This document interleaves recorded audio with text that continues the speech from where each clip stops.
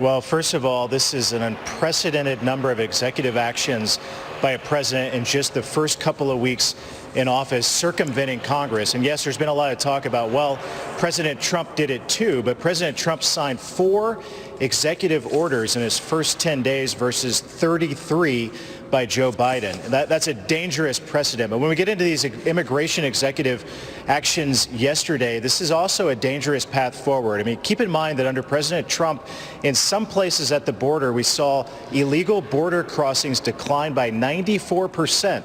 And the actions by the Biden administration yesterday will return us to the years of Obama and Bush, where we had floods of illegals coming across the border. We can't afford that in America.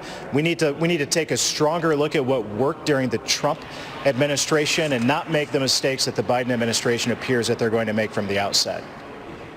Yeah, Congressman, Dagan's right. I mean, the administration keeps coming out saying things like, well, we're just undoing bad policy. We're not just trying to undo Donald Trump. But look at this one policy that I've been focused on this morning, and that is that Secretary of State Antony Blinken is confirming the administration intends to suspend and terminate the safe third country asylum deals that the Trump administration brokered with El Salvador, Honduras, and Guatemala. Why do that? This was a place where people can wait, and they broker this deal that these illegals can wait in the country that they come from. This is what former White House senior advisor Stephen Miller was talking about when we spoke about immigration on Sunday Morning Futures on Sunday. Here's his reaction. I got to get yours after this. Listen. You deliberately take areas where the Border Patrol professionals said we need border barriers, and you halt the construction of those barriers, you're going to get more illegal immigration. You're also going to put our border agents in harm's way. As for suspending all immigration enforcement, in addition to undermining American workers and taxpayers, it would result in 12,000 criminal aliens at least per month being released back into U.S. communities, out of our prisons and jails and state and local law enforcement that otherwise would have been picked up by ICE. This isn't Republican or Democrat or liberal or conservative. This is just fundamental common sense. Congressman, obviously the Biden administration does not see it that way. The Biden administration appears hell-bent on creating a humanitarian crisis, not solving one. And that's what these agreements with these countries did. I mean, the Trump administration negotiated these agreements as there were caravans of tens of thousands of illegals who were coming to the border to enter the United States illegally. This is going to create more of a humanitarian crisis, not solve it. Yeah. What about the stimulus talks? What can you tell us? Senate Democrats planning to move forward with or without the Republicans on a $1.9 trillion package. What do you think?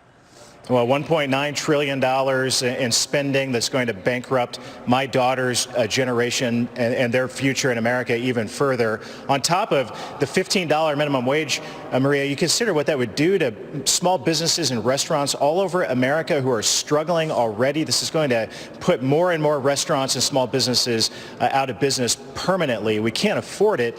But to your point, you're right. What's happening this week, passing a parity budget and enacting the reconciliation process in Congress will allow Democrats to do this in an entirely partisan way. I had to laugh a little bit. I read a story from 2017 where Chuck Schumer was lambasting Republicans for using the reconciliation process, which he said was not the right way to pass legislation. It wasn't good for America. And now today, these hypocritical Democrats are doing exactly what they attacked Republicans for using in 2017 to pass the Tax Cuts and Jobs Act. Well, that's true. That is a joke. Look, what about the China policy? This is one that we haven't heard anything from the administration. State Department spokesperson Ned Price said yesterday that the Biden administration wants to be, quote, in lockstep with other allies of the United States before entering talks with the Chinese government. Biden has not spoken to Chinese President Xi Jinping since taking office, Congressman. But look, I know Xi called Biden to congratulate him early on, but I mean, what are we going to see on the China policy? He still has not said anything about China's role, the CCP's role in the coronavirus.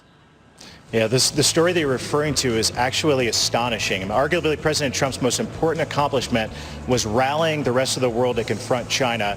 And President Biden wants to return to the leading from behind era of the Obama years and the China appeasement policies. We can't afford to go backwards. We need to move forward. Well, it's very disturbing, Congressman. We'll be watching and spotlighting it. Thank you, sir. Congressman Jim Banks. We'll be right back.